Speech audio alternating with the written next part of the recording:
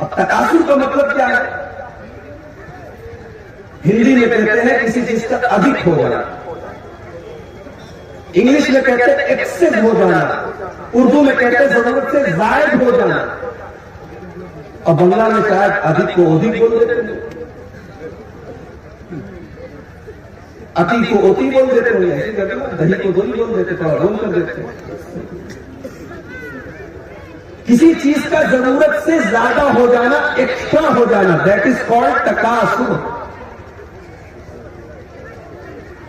اب یہاں پر آپ رک جائیں اور قرآن کی ایک اور آیت میں آپ کو یاد دلاتا ہوں جو سورہ حدید کے اندر ہے۔ اس میں اللہ تعالیٰ نے ایک آیت کے اندر پوری انسان کے جیون کی یاترا کا ذکر کیا ہے، بچپن سے لے کے بڑھاپے تک انسان کے جیون میں، انسان کی زندگی میں کون کون سا دور آتا ہے، اللہ نے سارے دور اس آیت کے اندر ذکر کیا۔ انما الحیات الدنیا لہو ولعب وزینۃ وتفاخر بینکم وتکاثر فی الاموال والاولاد۔ یہ دنیا کی زندگی کیا ہے؟ فرمایا انما الحیات الدنیا لعب ولہو، یہ تو کھیل ہے۔ بچہ پیدا ہوتا ہے، 3-4 سال کا ہوتا ہے، اس کا ایک ہی کام ہے، ٹائم پر کھانا کھائے گا، رات میں سوئے گا اور باقی ٹائم وہ کھیلے گا۔ اسے کمائی کی کوئی چنتا نہیں، نہ باپ کا پریشر ہے کہ تو کما کے لا، نہ ماں کا دباؤ ہے تو کما کے لا، نہ بیوی کا بچے میں کوئی ذمہ دار نہیں۔ اسی لیے کسی شاعر نے اپنی شاعری کے اندر یہ کہا ہے کہ بھلے چھین لو مجھ سے میری جوانی، مگر مجھ کو لوٹا دو میرا وہ بچپن۔ بچپن کا وہ زمانہ بڑی بے فکری کا زمانہ ہوتا ہے، اس میں ٹینشن نہیں ہے، اس میں ذمہ داری نہیں ہے، اس میں کمانے کا کوئی جھنجٹ نہیں ہے، اس میں کسی کو حساب نہیں دینا ہے۔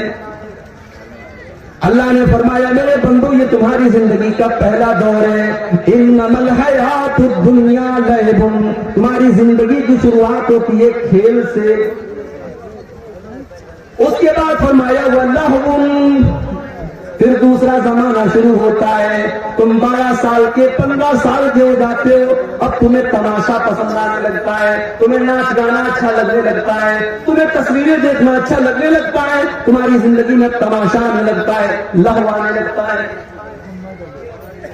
وزینۃ، اس کے بعد جب تم 20 سال کے ہو جاتے ہو، 25 سال کے ہو جاتے ہو، تو تمہیں سجنے سنورنے کا شوق پیدا ہو جاتا ہے، لڑکیوں کو میک اپ کرنے کا شوق آ جاتا ہے، لڑکوں کو ایک سے ایک بال رکھنے کا شوق آ جاتا ہے، ایک سے ایک کپڑا پہننے کا شوق آ جاتا ہے، زینت کا شوق پیدا ہو جاتا ہے۔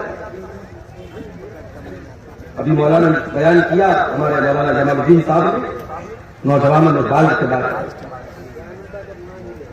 اب یہ سب تقریروں میں بس بیان ہوتا ہے، ورنہ ہیئر اسٹائل تو ایسی ایسی ہے ماشاءاللہ کہ مت پوچھیے، ہمارے نوجوان تو ایسے ایسے بال رکھتے ہیں کہ کبھی کبھی تو ڈاؤٹ ہونے لگتا ہے کہ یہ آ رہا ہے کہ آ رہی ہے، ایسے ایسے بال رکھے جا رہے ہیں۔ آج کل ایک نیا دور چلا ہے ہاتھوں میں ٹیٹو بنوانے کا، گردن پہ ٹیٹو بنوانے کا، فیشن کے نام پر کچھ بھی کرنے کے لیے تیار ہے ہمارا نوجوان، چاہے وہ لڑکا ہو چاہے وہ۔ میرے پیارے ساتھیوں، اسلام آپ کو فیشن سے منع نہیں کرتا، جاؤ بڑے کھلے الفاظ میں کہتا ہوں، اسلام آپ کو فیشن سے منع نہیں کرتا، آپ ایک سے ایک کپڑا پہنو، اسلام کوئی منع ہی نہیں کرتا، خوبصورت سے خوبصورت بال رکھو، اسلام منع نہیں کرتا، ہاں شریعت کی لمٹ کے اندر رہ کر کے آپ کو رکھنا ہے۔ لڑکیاں وہ کپڑا پہنے جو ان کے پورے بدن کو ڈھانپتا ہو، وہ شلوار سوٹ بھی پہن سکتی ہیں، اگر پورے بدن کو ڈھانپنے والی ساڑی ہے تو وہ ساڑی بھی پہن سکتی ہیں، وہ گھر کے اندر اگر ایسا کوئی لباس ہے جس سے ان کے پورے بدن کو وہ لباس چھپا رہا ہے تو وہ لباس وہ پہن سکتی ہیں۔ اسلام میں لباس کو لے کر کے کوئی ڈریس کوڈ نہیں بنایا گیا، کوئی یونیفارم نہیں بنایا گیا۔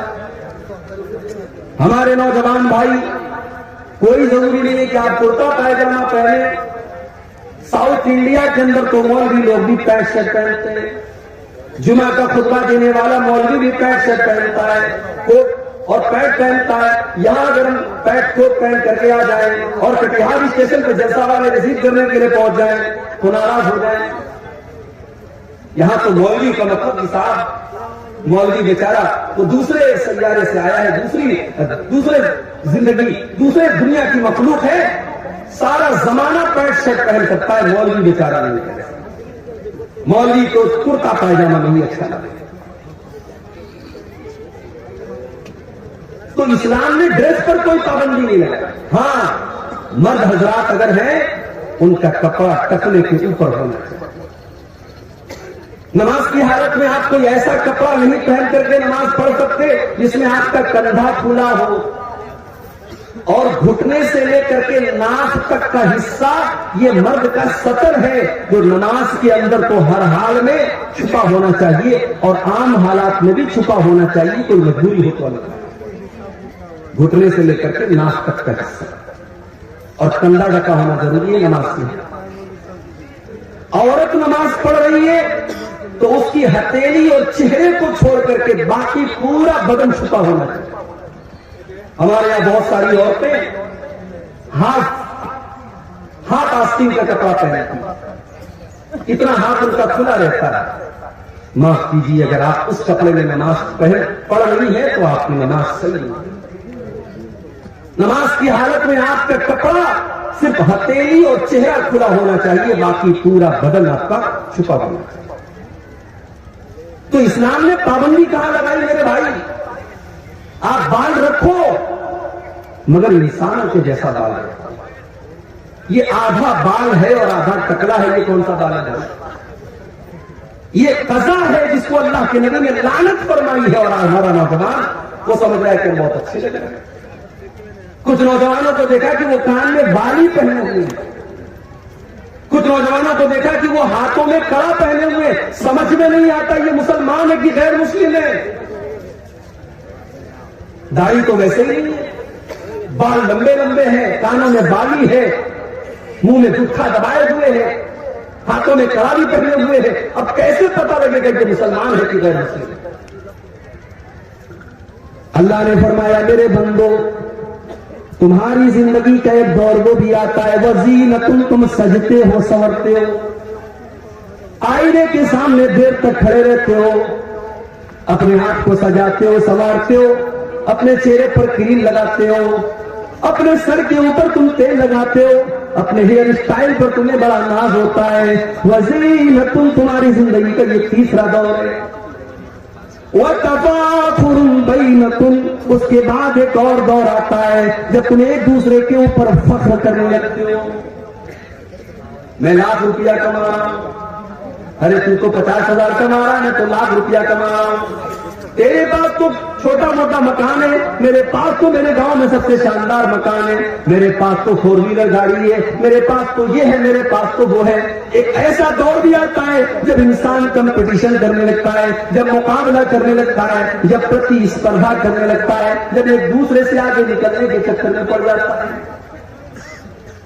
वतकासुरुन फिल अमवाली वल औलाद, 35 साल का हो गया, शादी हो गई, बच्चे भी हो गए, फिर और बड़ा हुआ, 40 साल का हुआ, अब बच्चे भी बड़े बड़े होने लगे, कुछ बच्चियों की शादी भी हो गई, अब नाती नतनी भी हो गए, नवासे भी हो गए, पोते पोतियां भी होने लगे।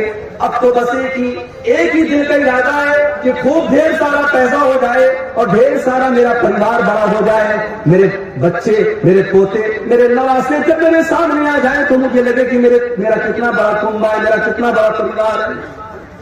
वतकासुरुन फिल अमवाली वल औलाद, मेरे बंदो जब तुम बुढ़ापे को पहुंच जाते हो तो अब तुम्हारी जिंदगी का बस एक ही मिशन है कि ढेर सारा माल हो जाए और ढेर सारे बच्चे और आला औलाद हो जाए। كمثل غيث أعجب الكفار نباته ثم يهيج فتراه مصفرا ثم يكون حطاما. میرے بندو، جب آسمان سے بارش ہوتی ہے تو زمین سے جو پیداوار نکلتی ہے وہ پہلے ہری بھری ہوتی ہے، پھر وہ پیلی ہونے لگتی ہے، پھر وہ پکنے لگتی ہے، اور پھر ایک ٹائم ایسا آتا ہے جب کھیت کو کاٹ دیا جاتا ہے، دھان کے کھیتوں کو کاٹ دیا گیا، پورا میدان صفا چھٹ ہو گیا. میرے بندو، ایک دن تمہاری زندگی کی فصل بھی کٹ جائے گی، ایک دن تمہاری جوانی ڈھل جائے گی، ایک دن تمہاری خوبصورتی ختم ہو جائے گی، تمہارا پیسہ ختم ہو جائے گا، تمہاری دولت ختم ہو جائے گی، تمہارے بدن کی طاقت ختم ہو جائے گی، تم کٹی ہوئی فصل کی طرح ہو جاؤ گے. اب آ جائیے آپ واپس قرآن کے 30ویں پارے. الہاکم التکاثر، میرے بندو تم کو غافل کر دیا ہے کثرت کی چاہت میں، زیادہ مال کمانے کے چکر میں، زیادہ پیسہ کمانے کے چکر میں، زیادہ طاقت کے نشے نے، زیادہ حکومت کے نشے نے تم کو اللہ سے غافل کر دیا ہے. وہ پیسہ کمانے والوں، پیسہ تو قارون کے پاس بھی بہت تھا، اتنا پیسہ تھا قارون کے پاس. قرآن کہتا ہے وَآتَيْنَاهُ مِنَ الْكُنُوزِ مَا إِنَّ مَفَاتِحَهُ لَتَنُوءُ بِالْعُصْبَةِ. اتنا خزانہ تھا قارون کے پاس، اس کے خزانوں کی چابیوں کو بڑے بڑے پہلوان بڑی مشکل سے اٹھاتے. قارون جب کپڑا پہن کر کے نکلتا تھا، جب سج سور کر کے نکلتا تھا، تو قارون کی قوم کے لوگ کہتے تھے یا لیت لنا مثل ما اوتی قارون، کاش ہمارے پاس بھی اتنی دھن دولت ہوتی، ہمارے پاس بھی اتنا پیسہ ہوتا جو قارون کے پاس ہے، ہمارے پاس بھی قارون کے جیسا کپڑا ہوتا، ہمارے پاس بھی قارون کے جیسی دولت ہوتی. او میری پیاری ماں بہن، آج دوسروں کے کپڑے دیکھ کر کے تم اپنے شوہروں کو آ کر کے سناتی ہو میری سہیلی نے ایسا کپڑا خریدا، میری پڑوسن نے ایسا کپڑا خریدا، میری سہیلی کے شوہر نے اس کو ناک کی کیل دلائی، اس کو کان کی ایئرنگ دلائی. تم کو اس سے کوئی مطلب نہیں. شوہر بیچارہ کہاں سے کما کر کے تمہاری گھر گرہستی جتا رہا ہے، تمہارا پریوار چلا رہا ہے، تم دوسروں کا کپڑا اور دوسروں کا زیور دیکھ کر کے اپنے شوہروں کو پریشان کرتی ہو. اور میں نے تو یہاں تک دیکھا کتنی عورتیں ایسی، شوہر بیچارہ کہتا ہے میں کیا کروں، میں تو معمولی دکاندار ہوں، 500 روپئے روزانہ کماتا ہوں، جو کماتا ہوں اتنا میرا خرچ ہے، میں کہاں سے تیرے سونے کا زیور بنواؤں، میں کہاں سے تیرے ہاتھوں میں سونے کی چوڑی لا کر کے دوں. تو بیوی کہتی ہے مجھے اس سے کوئی مطلب نہیں، تم چوری کرو، تم ڈاکہ ڈالو، لیکن مجھے سونے کی چوڑی لا کر کے دو. کتنی بیویاں ہیں جو اپنے شوہروں کو حرام کمائی کھانے پر مجبور کرتی ہیں. میری پیاری ماں بہن، مجھے اچھی طریقے سے سیمانچل کے جلسوں کا پتہ ہے، بہار میں جتنی عورتیں اس سے زیادہ تو آپ کو سڑکوں پر مل جائیں گی. مجھے اچھی طریقے سے پتا ہے کہ آپ جلسوں کے اندر بھی کیا مزاج آپ نے بنا کر کے رکھا ہے. اللہ کے واسطے میری پیاری ماں بہنوں، کبھی اگر موقع ملے تو اپنے نبی کی بیویوں کے حالات بھی جا کر کے دیکھ لینا. انہوں نے کیسی زندگی گزاری ہے، انہوں نے کیا کھایا ہے، انہوں نے کیا پہنا ہے، ان کی زندگی کیسی گزری ہے. ذرا نبی کے پریوار کی زندگی یاد اٹھا کے دیکھو. اماں عائشہ میرے نبی کی بیوی ہے، ہم سب کی ماں ہے.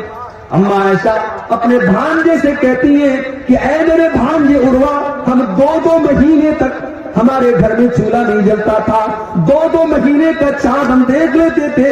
وما یوقد فی ابیات رسول اللہ صلی اللہ علیہ وسلم نار، اللہ کے نبی کے گھر میں چولہا نہیں جلتا تھا. عروہ نے پوچھا خالہ جان، جب چولہا نہیں جلتا تھا تو آپ لوگ کیا کھاتے تھے، کیسے آپ کی زندگی گزرتی تھی؟ اماں عائشہ فرماتی ہیں الاسودان التمر والماء، اے میرے بھانجے ہم کھجور کھا لیتے تھے اور پانی پی لیتے تھے اور اسی پر گزارا کر لیا کرتے تھے. بڑی قربانیاں دی ہیں نبی کے گھر والوں نے، فاقے کیے، بھوکے رہے. ذرا نبی کے کمروں کا حال دیکھو.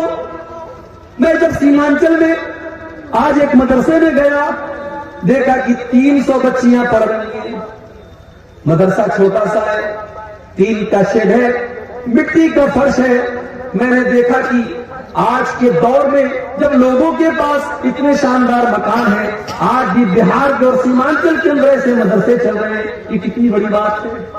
مجھے اللہ کے نبی کے کمروں کی یاد آئی جس کا ذکر حدیث کی کتابوں میں کیا گیا۔ نبی کے کمرے کیسے تھے؟ حدیث میں آتا ہے مٹی کا فرش ہوتا تھا، کھجور کے پتوں کا اور کھجور کے درختوں کا پلر ہوتا تھا اور اس کا چھپر ہوتا تھا، ایک معمولی سا ٹاٹ کا پردہ لٹکا رہتا تھا اور چھت کی ہائٹ اتنی کم تھی کہ اگر ہاتھ اٹھایا جائے تو ہاتھ چھت سے ٹچ کر جاتا تھا۔ یہ چھوٹے چھوٹے کمرے تھے، یہ پیارے نبی کا کمرہ ہوتا تھا۔ یہ کمرے چھوٹے تھے، اس میں کوئی ماربل نہیں تھا، اس میں کوئی لائٹنگ نہیں تھی، اس میں کوئی ڈیکوریشن نہیں تھا، اس میں کوئی دنیا کے اعتبار سے کوئی خوبصورتی نہیں تھی، مگر اس کمرے کی یہ خاصیت تھی، یہاں پہ قرآن کی آیتیں نازل ہوا کرتی تھی، یہاں جبریل امین آیا کرتے تھے، یہاں اللہ کا فرشتہ آیا کرتا تھا، یہاں اللہ کے پیارے نبی سویا کرتے تھے۔ جب عبد الملک بن مروان کا دور آیا اور مسجد نبی کو جب اور لمبا چوڑا کیا جانے لگا، جب اس کے وستار کی یوجنا بنائی گئی تو یہ طے کیا گیا کہ اللہ کے نبی کے کمروں کو توڑ دیا جائے۔ اس زمانے میں حضرت سعید بن مسیب زندہ تھے جو بہت بڑے تابعی تھے، انہوں نے کہا اے کاش میرے بس میں ہوتا تو میں منع کر دیتا کہ او لوگوں اللہ کے نبی کے ان کمروں کو نہ توڑو، اللہ کے نبی کے ان کمروں کو ان کی حال پر رہنے دو، تاکہ آنے والی نسلیں دیکھیں کہ جناب محمد رسول اللہ کی بیویوں نے کیسے کمروں میں زندگی گزاری ہے، تاکہ آنے والی نسلیں دیکھیں کہ ان کے نبی نے کیسی زندگی گزاری ہے۔ وہ میری پیاری ماں بہنوں، آج آپ کے اندر صبر نہیں ہے، آج آپ کے اندر قناعت نہیں ہے، آج شوہر کو حرام کمائی کھانے پر آپ مجبور کر رہی ہیں، آج دوسروں کا ناخن آج دیکھ کر کے گنجوں کو دیکھ کر کے کہا جاتا ہے کہ دوسروں کو ناخن نکل جاتا ہے، آج وہ حالات ہمارے ہو گئے۔ دوسروں کی دولت دیکھ کر کے، دوسروں کے زیورات دیکھ کر کے، دوسروں کے کپڑے دیکھ کر کے ہمارے پیٹ میں درد ہونے لگتا ہے۔ اللہ کے نبی کی بیویوں نے ایک مرتبہ آپس میں میٹنگ کی، کہا کہ لوگوں کے گھروں میں تو بڑا پیسہ آ رہا ہے اور ہمیں وہی سوکھی روٹی مل رہی ہے، ہمیں جو کی روٹی مل رہی ہے، ہمارے پاس وہی پرانا کپڑا ہے، ہمارے پاس چھوٹے چھوٹے کمرے ہیں۔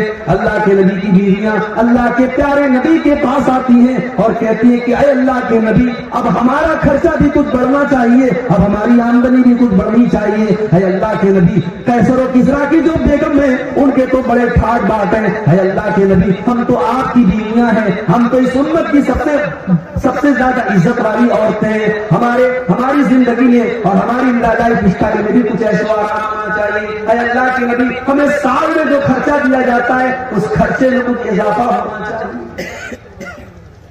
ظاہر ہے نبی کی بیویوں نے اگر یہ ڈیمانڈ کی تو غلط ہوئی، ان کا حق، ان کا ادھیکار، مگر اللہ نے قرآن کی آیت نازل کر دی، اللہ نے سورہ احزاب کی آیت نمبر 27 اور 28 نازل کر دی، یا ایھا النبی قل لازواجک ان کنتن تردن الحیاۃ الدنیا وزینتها فتعالین امتعکن واسرحکن سراحا جمیلا۔ اے نبی اپنی بیویوں سے کہہ دو اگر تمہیں دنیا چاہیے، دنیا کی چکا چوک چاہیے، دنیا کی دولت چاہیے، دنیا کا کپڑا لتا چاہیے، دنیا کا زیور چاہیے تو آ جاؤ، میں تم کو طلاق دے دیتا ہوں اور تم کو دنیا کی دولت دے دیتا ہوں، تو تم نبی کے گھر میں نہیں رہ سکتی، تم نبی کے ساتھ نہیں رہ سکتی۔ وَإِن كُنتُنَّ تُرِدْنَ اللَّهَ وَرَسُولَهُ وَالدَّارَ الْآخِرَةَ فَإِنَّ اللَّهَ أَعَدَّ لِلْمُحْسِنَاتِ مِنكُنَّ أَجْرًا عَظِيمًا۔ لیکن اگر تمہیں اللہ سے محبت ہے، رسول سے محبت ہے اور آخرت میں اپنا گھر بنانا چاہتی ہو تو جیسے نبی کے گھر میں زندگی گزر رہی ہے ویسی زندگی گزارو اور کاٹ لو، اللہ تم کو جنت عطا فرمائے۔ جب یہ دو آیتیں نازل ہوئی، اللہ کے پیارے نبی اپنی سب سے محبوب بیوی حضرت عائشہ کے پاس آئے، اے عائشہ تم سے ایک بات پوچھنا چاہتا ہوں، سوچ سمجھ کے تم جواب دینا، کوئی جلدی نہیں ہے، ہو سکے تو اپنے ماں باپ سے مشورہ کر لینا، اپنے ماں باپ سے پوچھ کر کے جواب دینا، لیکن سوچ سمجھ کر کے جواب دینا۔ اے اللہ کے نبی کیا بات ہے، اتنا سسپینس کیوں ہے، یہ آپ اتنی شرائط کیوں لگا رہے ہیں، آخر بات کیا ہے مجھے بتائیے۔ اللہ کے پیارے نبی نے قرآن کی یہی دونوں آیتیں پڑھ کر کے سنا دی۔ اے عائشہ، اللہ تعالیٰ تم کو چوائس دے رہا ہے کہ یا تو تم دنیا کی دولت لے لو لیکن نبی کو چھوڑ کے چلی جاؤ، اور یا تو نبی کے ساتھ پریشانی اٹھا لو، تم کو آخرت کی نعمتیں مل جائیں گی۔ اے عائشہ تم بتاؤ تمہاری چوائس کیا ہے، تم کیا چاہتی ہو؟ او میری پیاری ماں بہن، تو قربان جاؤ اپنی ماں کے اوپر، تو قربان جاؤ ماں عائشہ کے اوپر۔ ہم عائشہ نے ایک سیکنڈ بھی دیر نہیں کی، ایک سیکنڈ بھی دیر نہیں کی، اور فوراً کہہ دیا اے اللہ کے نبی اخترت اللہ ورسولہ والدار الآخرہ۔ اے اللہ کے نبی میرا جواب بالکل کلیئر ہے، مجھے دنیا نہیں چاہیے، مجھے دنیا کا عیش و آرام نہیں چاہیے۔ اے اللہ کے نبی میں دنیا کی دولت کو ٹھوکر مارتی ہوں، جو آپ کو چھوڑ کر کے مجھے دنیا کی دولت ملے۔ اے اللہ کے نبی مجھے تو اللہ چاہیے، مجھے تو اللہ کا رسول چاہیے، مجھے تو آخرت میں اپنا گھر بنانا ہے۔ اے اللہ کے نبی میں اپنی ڈیمانڈ واپس لیتی ہوں، میں آپ کو چنتی ہوں، میں آپ کے ساتھ دنیا میں رہوں گی اور آخرت میں بھی رہوں گی۔ کبھی موقع ملے میری پیاری ماں تو ذرا نبی اکرم کی بیویوں کے حالات آتے ہیں۔ لڑکی کی شادی آپ کرتے ہیں، کیا دیکھتے ہیں آپ؟ لڑکا سرکاری نوکری میں ہے کہ نہیں، لڑکا 50,000 روپیہ مہینہ کما رہا ہے کہ نہیں کما رہا ہے، لڑکی اگر آپ کی خوبصورت ہے تو آپ کو لڑکا بھی ایک دم خوبصورت چاہیے۔ دینداری آج کون پوچھتا ہے میرے بھائی؟ آج دیندار لڑکے بیچارے پریشان ہیں، ان کے رشتے نہیں مل رہے، دیندار لڑکیاں پریشان ہیں، ان کے لیے رشتے نہیں مل رہے۔ لڑکوں کی ڈیمانڈ کہ لمبا چوڑا جہیز ملنا چاہیے، اور لڑکی والوں کی ڈیمانڈ کہ سرکاری نوکری والا اور اچھا کمانے والا اور لاکھوں کمانے والا داماد چاہیے۔ او لوگوں ذرا نبی کے چاروں داماد کے حالات بھی پڑھ رہے ہیں۔ نبی کو بھی اللہ نے 4 بیٹیاں دی تھی، اور اللہ کے نبی نے 4 بیٹیوں کی شادی کی، اور اللہ کی قسم نبی کی 4 بیٹیوں کے نکاح میں کوئی بارات نہیں آئی، کوئی جہیز نہیں لیا گیا، کوئی ڈیمانڈ نہیں کی گئی، کوئی بینڈ باجا نہیں بجایا گیا، کوئی گیت نہیں گایا گیا، کوئی حرام کام نہیں کیا گیا۔ اور نبی نے رشتے نے کیا دیکھا؟ دینداری دیکھی۔ نبی نے سب سے لاڈلی بیٹی اور سب سے چھوٹی بیٹی کا نکاح حضرت علی کے ساتھ کیا، اور جب حضرت علی کو اللہ کے نبی نے داماد بنایا تو ان کے پاس رہنے کو اپنا گھر بھی نہیں تھا، ان کے پاس اپنا بستر بھی نہیں تھا، ان کے پاس اپنی گرستی کو بنانے کے لیے سامان، ضرورت کے سامان بھی نہیں تھے۔ اسی لیے جب اللہ کے نبی نے حضرت فاطمہ کی شادی کی تو گرستی کو بنانے کے لیے آپ نے بستر بھی دیا، آپ نے تکیہ بھی دیا، آپ نے چادر بھی دیا، آپ نے برتن بھی دیا تاکہ گرستی بن جائے۔ نبی نے داماد کے اندر دینداری دیکھی، اخلاق دیکھا، کیریکٹر دیکھا، کردار دیکھا۔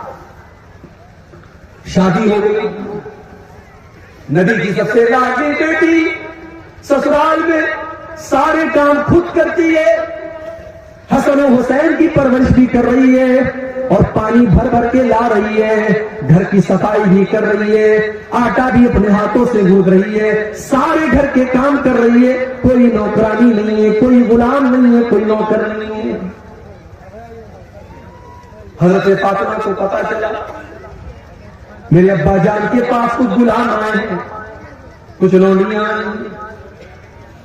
بخاری کے الفاظ میں حضرت فاطمہ اپنے ابا سے ملنے کے لیے آتی ہیں، ابا سے ملاقات نہیں ہوتی ہے۔ حضرت فاطمہ اماں عائشہ کو یہ پیغام سناتی ہے، میرے ابا جان آئے تو ان کو بتا دینا کہ آپ کی بیٹی فاطمہ آپ سے ملنے کے لیے آئی تھی، اور وہ اس لیے آئی تھی کیونکہ اس آپ کی بیٹی کے ہاتھوں پر محنت کرنے کی وجہ سے نشان پڑ گئے ہیں، آپ کی لاڈلی بیٹی کے ہاتھوں پر نشان پڑ گئے ہیں۔ ابا جان اگر ہو سکے تو اپنی بیٹی کو ایک غلام دے دینا، ایک نوکر دے دینا، آپ کی بیٹی کو گھر میں کام کرنے میں کچھ سہولت مل جائے، اس کو سپورٹ مل جائے، کوئی نوکر دے دینا۔ شام کو اللہ کے نبی گھر میں آئے، اماں عائشہ نے بتایا کہ آپ کی بیٹی ملنے کے لیے آئی تھی اور آپ سے غلام مانگ رہی ہے۔ بخاری کے الفاظ ہیں، اللہ کے نبی اسی وقت اپنی بیٹی کے گھر پہنچے، دروازہ کھٹکھٹایا، دروازہ کھلا، بستر پر پہنچے، داماد علی بھی موجود ہے اور بیٹی فاطمہ بھی موجود ہے۔ آپ نے کہا اے علی، اے فاطمہ، اے میری بیٹی، اے میرے داماد، میرے پاس غلام تو آئے ہیں مگر میں وہ غلام تمہیں نہیں دے سکتا، اس لیے نہیں دے سکتا کہ میرا جو مدرسہ چل رہا ہے، میری مسجد کے اندر جو میرے اسٹوڈنٹ پڑھ رہے ہیں، اصحاب صفہ کے نام سے جو میرے اسٹوڈنٹ ہیں، جو میرے دین کے طالب علم ہیں، ان کو کھلانے پلانے کا میرے پاس کوئی انتظام نہیں ہے۔ میں ان غلاموں کو بیچ کر کے اپنے ان غریب صحابہ کے کھانے پینے کا انتظام کروں گا۔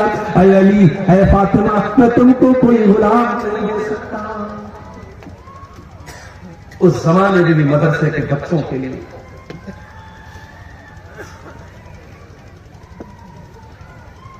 اس زمانے میں بھی مدرسے کے بچوں کے لیے نبی نے چندہ کیا اور آج بھی چندہ کرنا پڑا۔ نبی نے اپنا پریوار اور اپنی فیملی کی ضرورتوں کو قربان کر کے اپنے مدرسے کو چلایا ہے، اور آج بھی کتنے مدرسے ایسے ہیں جو بڑی مشکل سے چلتے ہیں، اور بڑی مشکلوں کے بعد ان مدرسوں سے پڑھ کر کے کوئی عالم دین بنتا ہے۔ لوگوں کے گھروں میں لائن لگا کر کے جاگیر کا کھانا کھا کر کے یہ بچے 8 سال 10 سال کے بعد عالم بنتے ہیں۔ ان کی قدر کیا کرو میرے بھائی، ان کی عزت کیا کرو، یہ بڑی قربانیوں کے بعد عالم بنتے ہیں۔ یہ 1400 سال کا اتہاس رہا ہے کہ دین کے ادارے اور دین کے مدرسے آسانی سے نہیں چلتے ہیں۔ نبی نے اپنی بیٹی کا پیٹ کاٹا ہے، اپنا پیٹ کاٹا ہے اور اپنے مدرسے کو چلایا ہے۔ کہا ہے میری بیٹی فاطمہ، میں تمہیں غلام نہیں دے سکتا، میں تمہیں نوکر نہیں دے سکتا، لیکن ہاں میں تم کو اس سے بہتر ایک چیز بتا دیتا ہوں۔ اذا اویتما الى فراشکما فسبحا 33 وکبرا 33 واحمدا 33۔ جب تم بستر پہ سونے جایا کرو تو 33 بار سبحان اللہ پڑھ لیا کرو، 33 بار الحمدللہ پڑھ لیا کرو، اور 34 بار تم اللہ اکبر پڑھ لیا کرو۔ فذالکما خیر لکما من خادم، تمہیں کسی نوکر کی ضرورت نہیں پڑے گی، تمہارے بدن کی ساری تھکان دور ہو جائے گی، تم یہ تسبیح پڑھ کے بستر پہ سو جانا۔ نبی نے اپنی بیٹی کو تسبیح سکھائی ہے، اور ہم نے اپنی بیٹی کو کیا سکھایا ہے؟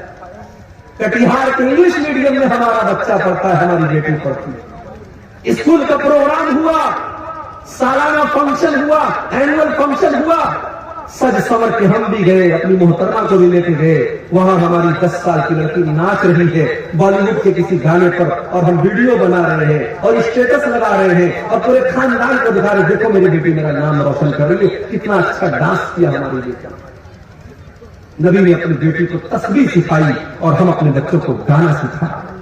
جو بو گے وہ کاٹو گے، جو اپنے بچوں کو سکھاؤ گے کل بڑے ہو کر کے وہی سیکھیں گے۔